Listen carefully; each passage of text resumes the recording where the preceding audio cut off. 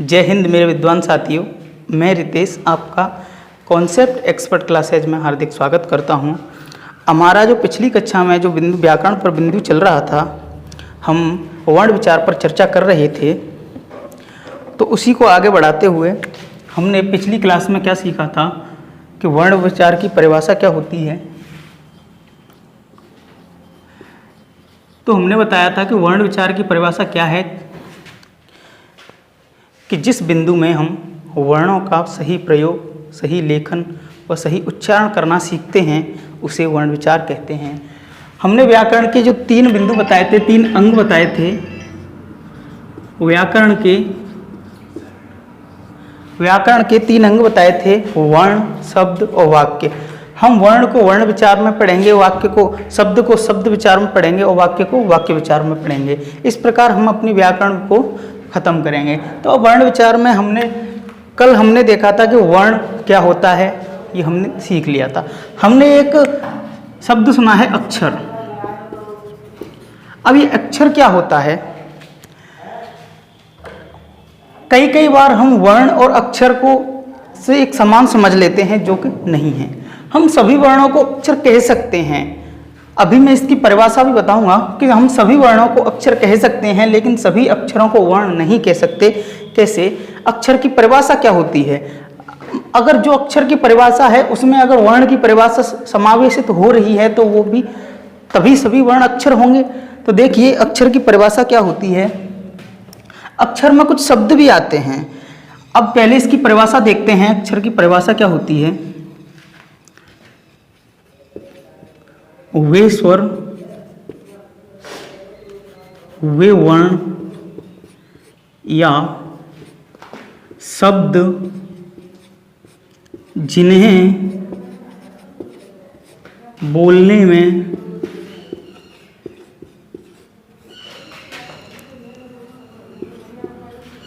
उतार चढ़ाव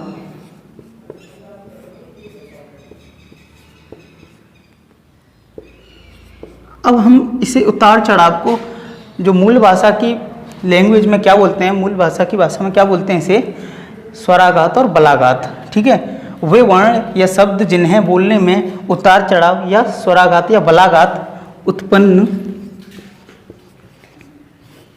नहीं होते उन्हें क्या कहते हैं? उन्हें हम अक्षर कहते हैं। अब देखिए, अब जो वर्ण हैं जैसे क, अ, आ, ई, हम इसको बोल रहे हैं तो हम इसको एक ही ध्वनि में बोले जा रहे हैं।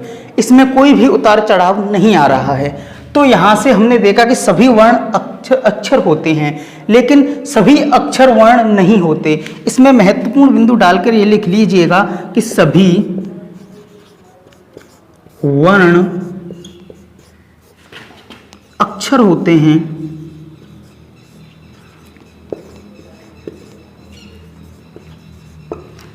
लेकिन सभी वर्ण अक्षर होते हैं, लेकिन सभी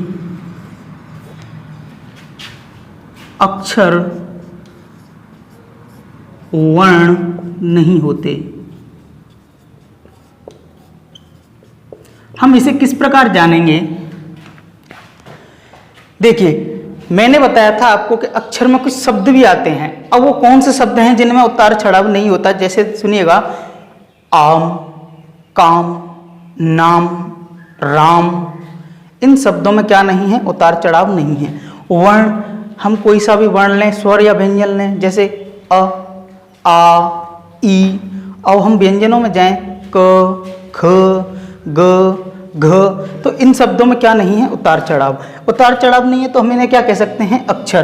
तो मैंने आपको क्या बताया था कि वे वर्ण या शब्द जिन्हें बोलने में उतार चढ़ाव या स्वराघात या बलाघात उत्पन्न नहीं होते हैं उन्हें अक्षर कहते हैं। तो जो भी वर्ण है, वर्ण में क्या क्या आते हैं? स्वर और व्यंजन, उनको बोलने में कोई भी उतार चढ़ाव यानी कि स्वराघात और बलाघात उत्पन्न नहीं होते।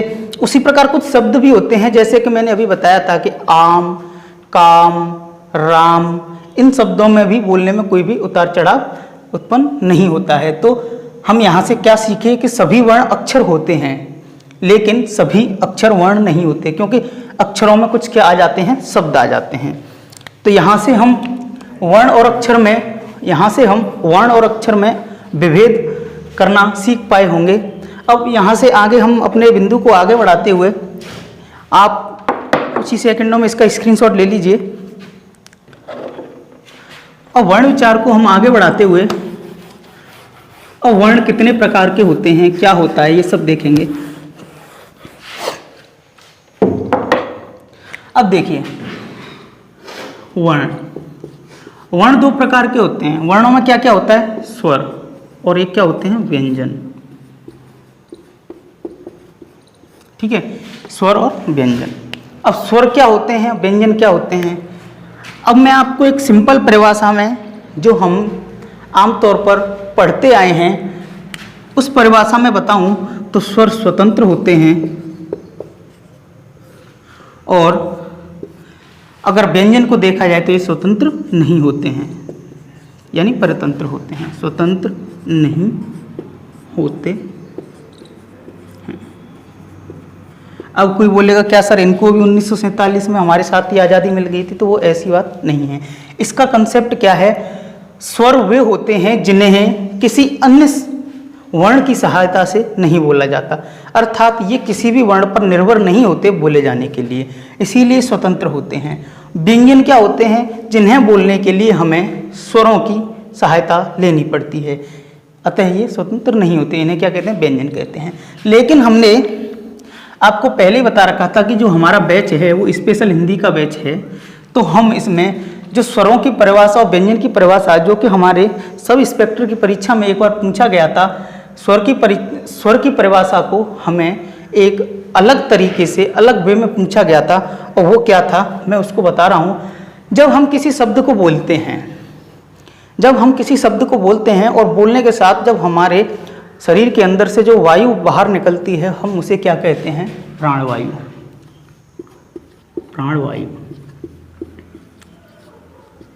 ठीक है, जब हम किसी शब्द को बोलते हैं और बोलने के साथ, जब हम किसी वर्ण को बोलते हैं और बोलने के साथ जो वायु बाहर निकलती है, उसे हम क्या कहते हैं, प्राणवायु कहते हैं।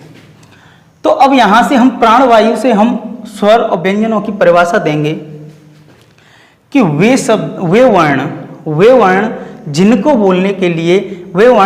बोलने पर प्राणवायु बाहर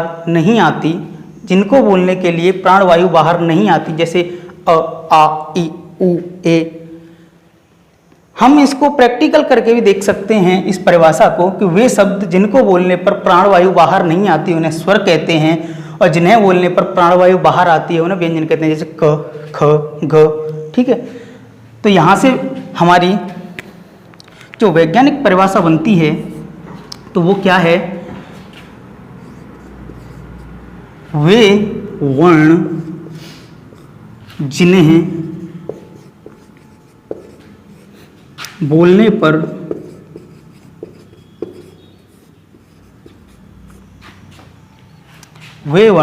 बोलने पर अब देखिए प्राणवायु कब बाहर आएगी।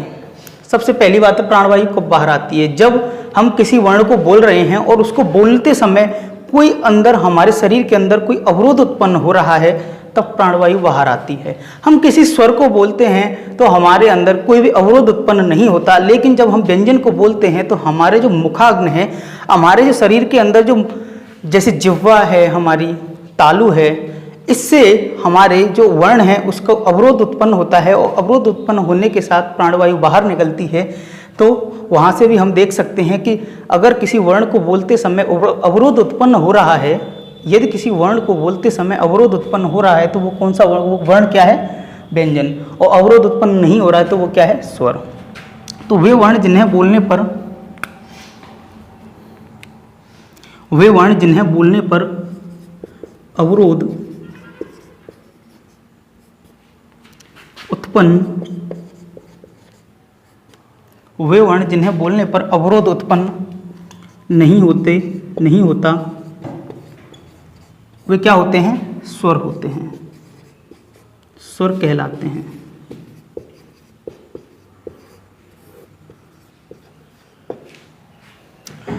और यहीं से व्यंजन की परिभाषा क्या बन जाएगी कि वे वर्ण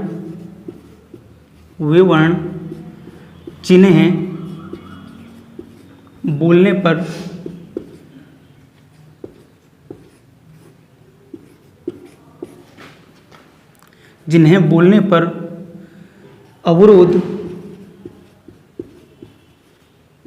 उत्पन्न होता है उसे व्यंजन कहते हैं। अब मैंने बता दिया है कि अवरोध कहाँ उत्पन्न होंगे। अवरोध कहाँ उत्पन्न होगा? हमारे मुख के किसी भाग से, जैसे कि जीभ है, तालु है, हमारे ओष्ठ हैं, उनसे अगर किसी वर्ण को अवरोध उत्पन्न हो रहा है तो वो क्या होंगे? व्यंजन होंगे। आप जल्दी से इसका स्क्रीनशॉट ले लीजिए। हम टॉपिक को, बिंदु को आगे बढ़ाते हैं। आप जल्दी से इसका स्क्रीनशॉट ले लीजिए। अगर हम स्वरों पर बात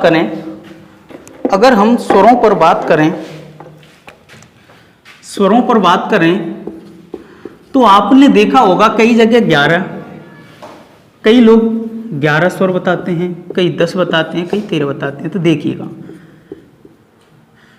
जो 11 स्वर होते हैं वो कहाँ होते हैं? 10 कहाँ, 13 कहाँ? जो 10 हैं वो तो कहीं होते ही नहीं हैं। किसी पुस्तक में मिसप्रिंट के कारण 10 स्वर छाप दिए जाते हैं, लेकिन 10 स्वर होते नहीं हैं। अब बात आती है 11 कहाँ होते हैं, 13 कहाँ होते हैं। तो जो 11 स्वर हैं वो हमारी हिंदी भाषा में होते हैं।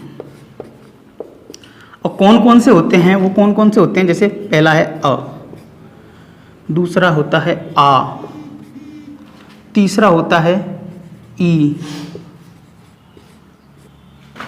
फिर ऊ, छोटा ऊ, बड़ा ऊ, इसके बाद होती है री,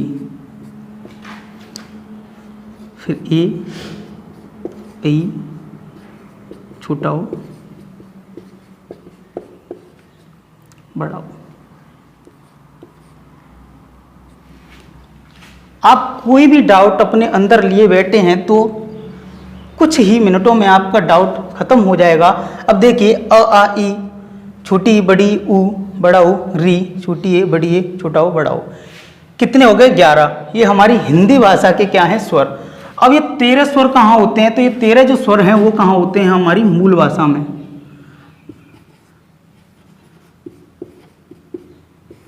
वो कहाँ होते हैं? मूल भाषा में। अब 2 स्वर कौन से एक्स्ट्रा होते हैं? 2 स्वर कौन से एक्स्ट्रा होते हैं?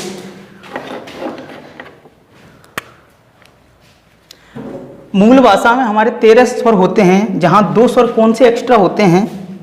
देखिए, 11 तो स्वर यही होते हैं। इन्हें मूल भाषा क्या है? हमारी संस्कृत। और संस्कृत में स्वरों को कहते क्या हैं? अच। संस्कृत में स्वरों को कहते क्या हैं? अच। और इसमें जो 2 बढ़ जाते हैं, क्योंकि इसमें संस्कृत में अच कितने होते हैं? 13 होते हैं, 13 होते हैं। तो अब ये 2 बढ़ कौन कौन से जाते हैं? देखिएगा, एक तो ये री होती है। अगर हम इसमें एक और घुंडी बढ़ा दें, अगर ऐसी 2 कर दें तो ये क्या होगी? बड़ी री। एक तो ये बढ़ जाता है और एक लकार बढ़ जाता है, लर, जिसे हम लर कहते हैं। तो ये 2 बढ़ गए, तो ये संस्कृत भाषा के 13 स्वर हो गए और 11 स्वर हमारी हिंदी भाषा में होते हैं। अब कई बच्चे कह रहे हैं कि सर, हम जब छोटी कक्षाओं में हमने अध्ययन किया हिंदी भाषा के व्याकरण का, तो हमने 2 शब्द और देखे थे, 2 वर्ण और देखे थे, जिन्हें हम इस प्रकार जानते थे, और हम उनको भी इसी लाइन में लिखते थे। तो ये क्या हैं? हम उनको भी इसी लाइन में लिखते थे, तो ये क्या है? तो मैं आपको बता दूं, इनको हम हिंदी भाषा में अयोगवाह कहते हैं। अयोगवाह कहते हैं। शब्द से ही अर्थ पता चल रहा होगा कि जो जुड़कर वहन नहीं होते, और किसके साथ जुड़कर वहन नहीं होते, इसको हम कुछ ही मिनटों में इस पर चर्चा करेंगे। इससे पहले हम इनको जान लें ये होते क्या हैं। तो जो अंग होता है वो क्या होता है, अनुस्वार होता है, अनुस्वार होता है। और जो इस पर जो दो बिंदी होती हैं वो क्या होता है, विसर्ग होता है। और हिंदी भाषा में या संस्कृत भाषा में हम इन्हें स्वरों के रूप में सम्मिलित नहीं करते हैं। अब ये अयोगवाह कहते हैं इनको, ये शायद आपको दिख नहीं रहा होगा तो मैं इसको ऊपर लिख देता हूं कि जो ये क्या है, अनुस्वार, ठीक है, और ये क्या होता है, ये विसर्ग होता है। अब जो अयोगवाह शब्द है इसकी परिभाषा क्या है, हमें शब्द से ही पता चल रही है। अ प्लस योग प्लस वाह, मतलब अ माने नहीं, योग माने जुड़कर, वाह माने वहन होते हैं। वे शब्द जो जुड़कर वहन नहीं होते हैं, अब बात आती है किसके साथ जुड़कर वहन नहीं होते हैं। तो मैं आपको बता दूं कि यह शब्द व्यंजनों के साथ जुड़कर वहन नहीं होते, अर्थात यह जो अयोगवाह हैं, अंग और बड़ी अंग जिन्हें बोलते हैं विसर्ग और अनुस्वार, इसे अनुस्वार कहते हैं, इसे विसर्ग कहते हैं, ये व्यंजनों के साथ नहीं जुड़ते हैं। तो अयोगवाह, इन्हें अयोगवाह कहते हैं। तो ये कई बार हमारे परीक्षाओं में ये प्रश्न पूछ लिया गया है, कई बार हमारी परीक्षाओं में ये प्रश्न पूछ लिया गया है कि हमारी वर्णमाला में किन शब्दों को, किन वर्णों को अयोगवाह कहा जाता है। तो वो कौन कौन से हैं, अम और अंग। यहाँ से मैं बता दूं कि आपकी जो पिछली परीक्षाएं हैं, यहाँ से इनमें कौन कौन सा प्रश्न पूछा गया है। तो देखिए, पहला प्रश्न तो ये है कि आपसे कई बार, जैसे आपकी यूपी पुलिस की परीक्षा है, उत्तर प्रदेश जेल वार्डन की परीक्षा है, ऐसी परीक्षाओं में ये वाला प्रश्न अक्सर कर पूछ लिया जाता है कि हमारी हिंदी भाषा में कितने स्वर होते हैं, स्वरों की संख्या कितनी होती है। तो कितनी होती है, 11 होती है। अगर हम मूल भाषा यानी संस्कृत की बात करें हैं, जिसमें हम स्वरों को अच कहते हैं, उसमें स्वरों की संख्या त्रयोदशी अर्थात 13 होती है, जिसमें हमारे 2 स्वर और बढ़ जाते हैं। कौन सा, एक तो री होती है, इसका विस्तृत रूप में यानी कि बड़ा रूप आ जाता है बड़ी री, और एक ल लकार होता है। इसके बाद हम देखें तो ये जो अंग और बड़ी अंग हैं, इन्हें हम अयोगवाह कहते हैं। इस वाले को अनुस्वार और इस वाले को हम विसर्ग कहते हैं। ये पूरा जो मैंने लिख रखा है ये आपकी समझ में आ गया होगा, और यहाँ से अक्सर कर क्वेश्चन पूछ लिए जाते हैं। तो जल्दी से आप इसका स्क्रीनशॉट ले लीजिए, जिससे हम आगे बढ़ते हैं, चर्चा करते हैं अपने बिंदु पर। इसका आप स्क्रीनशॉट ले लीजिए।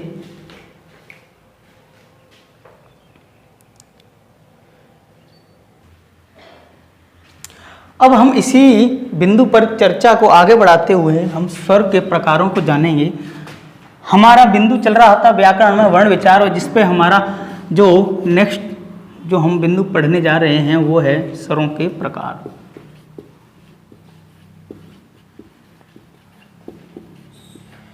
इस प्लेटफॉर्म पर आपको एक विभिन्न तरीके से सारी क्लासें ली जाती हैं, जैसे कि आपकी मैथ की क्लास हो गई, रीजनिंग की क्लास हो गई, आपकी हिंदी की क्लास हो गई, और जो भी हमारी जीएस की क्लासें रह रही हैं वो हम जल्द ही आपके लिए बेहतरीन टीम जिसकी हम संयोजित कर रहे हैं, आपकी जीएस की क्लास भी यहाँ जल्दी से चालू हो जाएंगी। और जो आपको हिंदी का तो पता ही है कंटेंट कैसा मिल रहा है। अगर आपको हिंदी का कंटेंट अच्छा लग रहा है तो वीडियो को शेयर ज़रूर करें, और हमारे चैनल पर अगर आप नए हैं तो हमारे चैनल को सब्सक्राइब करें। तो स्वरों के प्रकार में हम पढ़ रहे थे, हमारा जो पहला प्रकार होता है मात्रा। स्वरों के प्रकार में पहला प्रकार है मात्रा या उच्चारण में लगने वाले, मात्रा या उच्चारण में लगने वाले, मात्रा या उच्चारण में लगने वाले समय के आधार पर।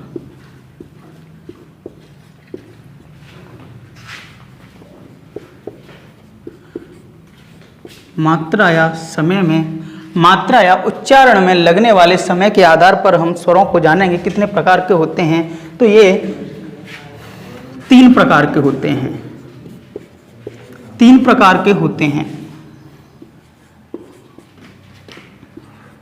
अब ये 3 प्रकार के होते हैं तो कौन कौन से होते हैं। पहला प्रकार है हमारा जिसे हम ह्रस्व कहते हैं, ह्रस्व स्वर। दूसरा है जिसे हम कहते हैं दीर्घ। स्वरों के प्रकार में हमने 3 प्रकार बताए थे कि इसके 3 प्रकार होते हैं। किस आधार पर? मात्रा या उच्चारण में लगने वाले समय के आधार पर कितने प्रकार होते हैं? 3 प्रकार होते हैं। पहला क्या है? ह्रस्व स्वर, दूसरा है दीर्घ स्वर और तीसरा क्या है? प्लुत स्वर। अब देखिए ह्रस्व स्वर क्या होते हैं। जो पेपर सेट करने वाले होते हैं वो क्या करते हैं, इनके पर्यायवाची शब्दों को भी हमें दे देते हैं। जैसे ह्रस्व है तो इसको आगे जैसे छोटा या गुरु, ह्रस्व को गुरु भी कह देते हैं, सॉरी लघु या छोटा, या इसको एक और नाम दे देते हैं एक मात्रिक स्वर।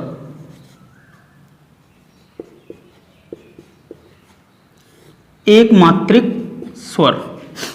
देखिएगा कि ह्रस्व स्वर जो है उसे हम लघु या छोटा या एक मात्रिक स्वर भी कह देते हैं। इसके बाद हम बात कर रहे हैं दीर्घ स्वर की। तो दीर्घ स्वर को हम गुरु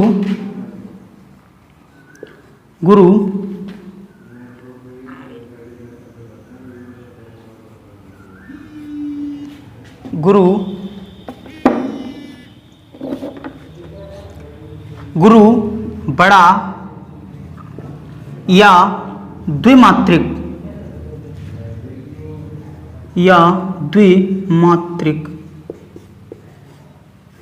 स्वर। अब देखिएगा,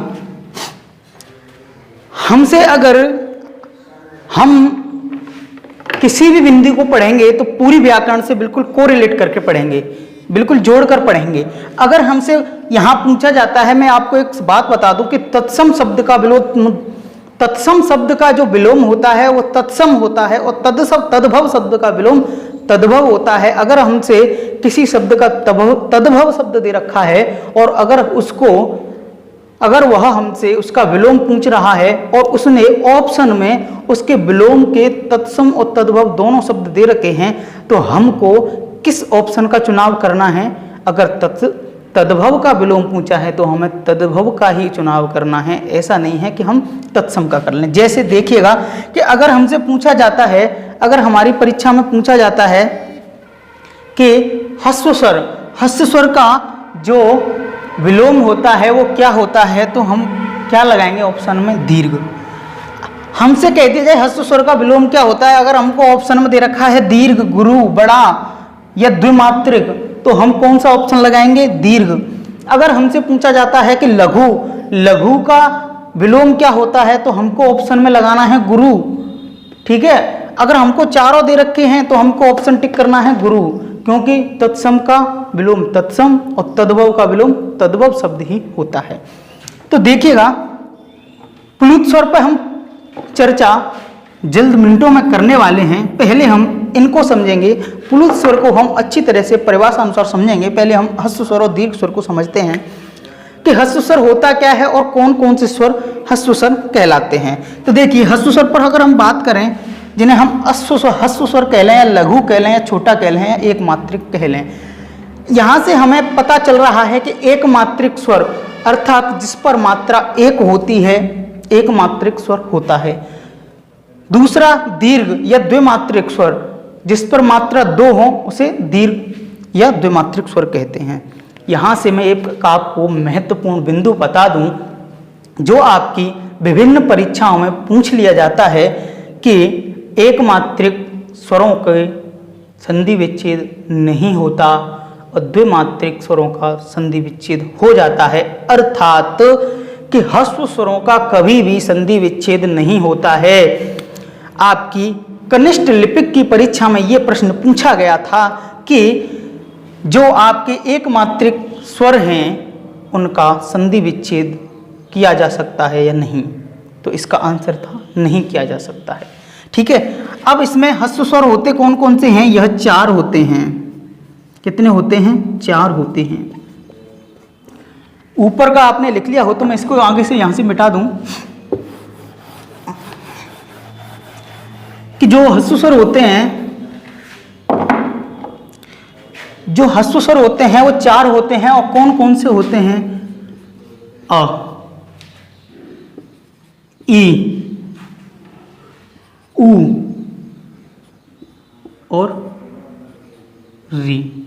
ठीक है, अ ई उ री, ये हमारे 4 ह्रस्व स्वर होते हैं और मैं बता दूं कि इनका संधि विच्छेद नहीं हो सकता। और हमने से अभी जाना था कि हमारी हिंदी भाषा में कितने स्वर होते हैं, तो हमारी हिंदी भाषा में 11 स्वर होते हैं। 11 में से ह्रस्व कितने हो गए? 4। तो दीर्घ कितने बच गए? 7। तो दीर्घ कितने हो गए? ये तो ह्रस्व स्वर हो गए और 4 होते हैं। मैं इनको यहीं पे लिख देता हूं, अ, ई, उ, री। ठीक है, ऊपर से मैं मिटा देता हूं इसको। अगर हम बात करें दीर्घ स्वरों की बात करें तो यह 7 होते हैं, क्योंकि 7 और 4 कितने होते हैं? 11।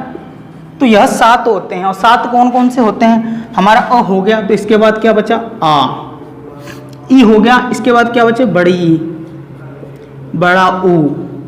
ठीक है, री हो गई। अब यहां से छोटा ई, उ, ऐ, बड़ी ए, छोटा ओ और बड़ा ओ।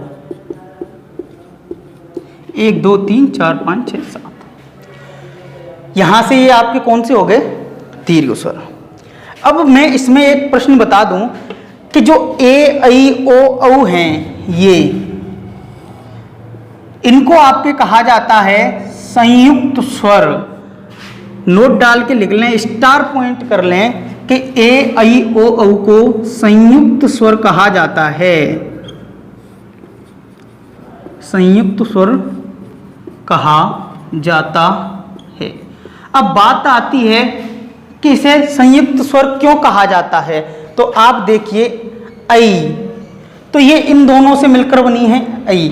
छोटा अ किससे मिलकर बनी है? छोटा अ इन दोनों से मिलकर ये बनी है, और ये इन दोनों से मिलकर बनी है, ये इन दोनों से मिलकर बनी है, और ये इन दोनों से मिलकर बनी है।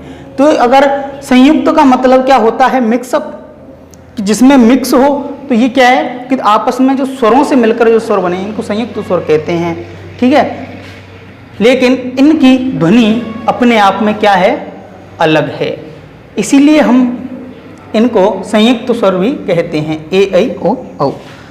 अब यहाँ से आगे हम पढ़ रहे थे मात्रा के आधार पर या उच्चारण में समय के आधार पर शब्द जो वर्ण है, जो स्वर हैं वो 3 प्रकार के होते हैं, जिसमें हमारा तीसरा था प्लुत स्वर। और प्लुत स्वर क्या होता है इसको हम जानेंगे। जो आपका प्लुत स्वर है,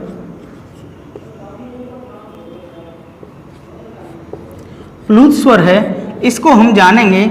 तो देखिएगा, जो प्लुत स्वर है ये, इसकी परिभाषा क्या होती है कि यदि किसी स्वर को लंबे समय तक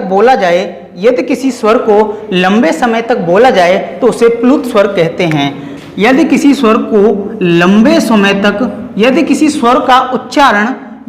स्वर का उच्चारण लंबे समय तक किया जाता है,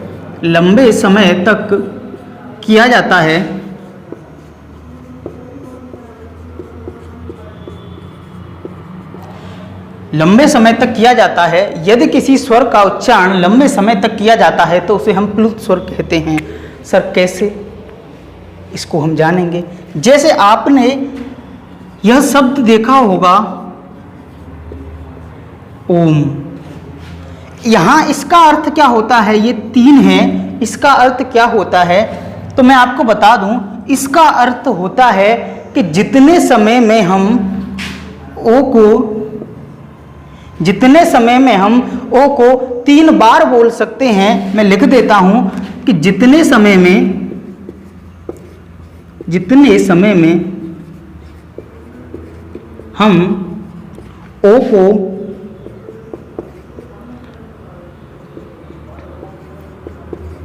3 बार बोल सकते हैं, उतनी ही समय में हमें जितने समय में हम ओ को 3 बार बोल सकते हैं उतने ही समय में हम 3 बार बोल सकते हैं, तो हम उतना ही समय सकते हैं,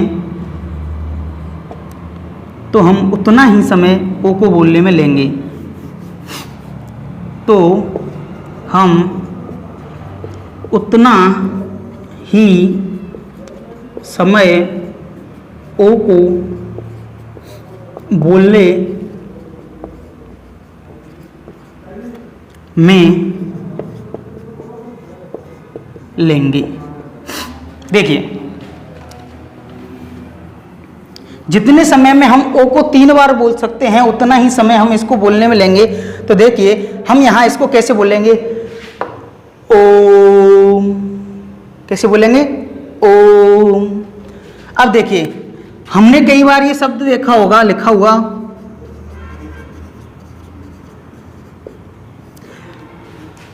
मैया, इसको कैसे बोलते हैं, मैया। आपने वो गाना सुना होगा कि मैया यशोदा ये तेरा कन्हैया, पनघट पे मेरी पकड़ी है बैया। तो इसमें वो मैया को कैसे बोलता है, लंबा बोलता है, जैसे मैया, है ना। तो ये क्या है, प्लुत स्वर है। ठीक है। अब जो प्लुत स्वर है वो कौन कौन से स्वर प्लुत स्वर होते हैं, क्योंकि हमारे पास स्वर तो 11 ही हैं। अब हम यहाँ से प्लुत स्वर कौन कौन से बताएं। ऐसा तो है नहीं कि हमने 11 स्वरों को दीर्घ और ह्रस्व में बांट दिया, अब प्लुत स्वर के लिए हम कोई अलग स्वर बनाए, तो ऐसा नहीं हो सकता। तो अब हम कौन सा स्वर लाएंगे, तो इन्हीं 11 में से प्लुत स्वर होते हैं। और कौन कौन से होते हैं वो देखिएगा। अब मैं यहाँ से आपको एक अच्छा बिंदु बता रहा हूँ कि जो प्लुत स्वर होते हैं वो कौन कौन से होते हैं। देखिए, हम 11 भी स्वरों को लेके चलेंगे और स्वयं पता लगाएंगे कि यह प्लुत स्वर है या नहीं है। ठीक है। अगर हम किसी स्वर को लंबा बोल सकते हैं तो ये प्लुत स्वर है, ये प्लुत स्वर की परिभाषा हो गई। तो ये अ है, अ को हमने लंबा बोला, बोल सकते हैं, तो अ क्या है, प्लुत स्वर है। इसके बाद आया आ, हमारी ध्वनि चेंज नहीं होनी चाहिए, तो अब हमने बोला आ, देखिएगा कि आ, तो हम बोल सकते हैं लंबा जा रहा है। ठीक है। तो आ भी क्या है, प्लुत स्वर है। ठीक है। इसके बाद आए हम छोटी ई पे। छोटी ई हमने बोली ई। अब आप यहां से एक बात पर ध्यान दीजिएगा कि हमने बोलना स्टार्ट किया था छोटी ई और बड़ी ई में अंतर क्या होता है। छोटी ई, इसको कैसे बोलते हैं हम, ई, इसको कैसे बोलते हैं, ई बोलते हैं ना, ई और ई। इसी प्रकार हमने अगर यहां से इसको लंबा बोलना स्टार्ट किया तो हम इस पर अकस्मात इस पर पहुंच गए, बिना हम इस पर जाना नहीं चाह रहे थे, फिर भी हम इस पर पहुंच गए। देखिएगा, हमने स्टार्ट किया था ई बोलना, ई, बड़ी ई पर पहुंच गए। तो यहां से हमने जाना कि जो ई है वो प्लुत स्वर नहीं है। तो प्लुत स्वर क्या है, बड़ी ई। क्योंकि अगर हम बड़ी ई को बोलेंगे, कितना भी लंबा बोल लें, पर यह अगली ध्वनि पर या और किसी ध्वनि पर नहीं जाएगी, जैसे ई। ठीक है। उसी प्रकार हमने ऊ को बोलना चाहा, छोटे ऊ को, देखिएगा, छोटे ऊ को हमने बोलना चाहा ओ, तो हम बड़े ऊ पर पहुंच गए। तो छोटा ऊ क्या है, प्लुत स्वर नहीं है, लेकिन बड़ा ऊ क्या है, प्लुत स्वर है। अब ऐसे ही ए है। ठीक है। अब देखिए, इसको हमने बोला ए। ठीक है। इसकी ध्वनि क्या चेंज हुई, नहीं हुई। देखिएगा, ए नहीं हुई, तो ये क्या है, प्लुत स्वर। अब बड़ी ए, इसको कैसे बोलते हैं, आई। तो हमने इसको लंबा बोला आई, ध्वनि चेंज हुई, नहीं हुई, तो ये क्या है, प्लुत स्वर। अब देखिए, ओ, ध्वनि चेंज हुई, नहीं हुई, तो ये क्या है, प्लुत स्वर। अब इसके आगे होता है बड़ा ओ, तो इसको हम बोलते हैं ना औ, ध्वनि नहीं हुई, तो ये क्या हो गए हमारे प्लुत स्वर।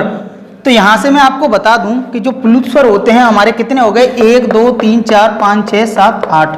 तो यहां से हम लिख सकते हैं किस, देखो यहां से ह्रस्व में से कौन सा आया, अगर हम देखें तो इसको छोड़कर बाकी सब स्वर कौन से हैं? दीर्घ। तो यहां से हम लिख सकते हैं अ प्लस दीर्घ स्वर मिलकर क्या बनते हैं? अ प्लस दीर्घ स्वर मिलकर क्या बनते हैं? हमारे प्लुत स्वर बनते हैं। ठीक है, और यहां पर हमारा ये बिंदु खत्म होता है। मात्रा के आधार पर या उच्चारण में समय लगने के आधार पर स्वर कितने प्रकार के होते हैं, यह बिंदु हमारा यहाँ पर खत्म होता है। इसके बाद हम जो बिंदु पढ़ेंगे वह किसी दूसरे प्रकार पर होगा। अभी हम स्वरों के प्रकार, 2 क्लास हमारी स्वरों के प्रकार पर चलेंगी, ठीक है, जिसमें हम स्वरों के प्रकार को जानेंगे। आज हमारा मात्रा या उच्चारण के आधार पर जो हमारा खत्म हुआ है। तो आज मैं आपको एक छंद सुना देता हूँ क्लास खत्म होते होते। कल्पना करिएगा कि एक जो सुंदरी है और तालाब में मटके में पानी लेके हुए, उसका जो मटका है वो उसके कमर पर रखा हुआ है और उसके जो केसों की जो लटाएं हैं वो उसके होठों के बीच में दबी हुई हैं। तब पंक्तियां छंद पढ़ता हूँ, आप कल्पना करिएगा कि पायल छनन छन, कि पायल छनन छन दिल या मस्त मगन, कि पायल छनन छन दिल या मस्त मगन, नजरों से नजरों का इजहार होने लगा, कि पायल छनन छन दिल ये मस्त मगन, नजरों से नजरों का इजहार होने लगा, और कमर पे गगरी से झलकता जल जल।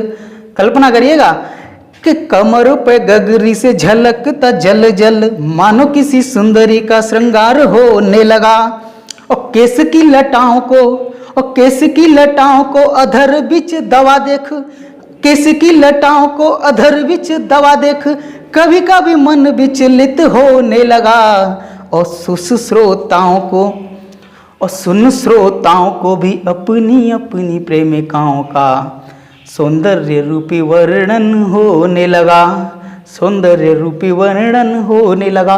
तो अगर आप हमारे चैनल पर नए हैं तो हमारे चैनल को सब्सक्राइब करें और वीडियो को लाइक करें, शेयर करें, और हम आपके लिए ऐसी ही शानदार और उम्दा कंटेंट के साथ वीडियो लाते रहेंगे। जय हिंद।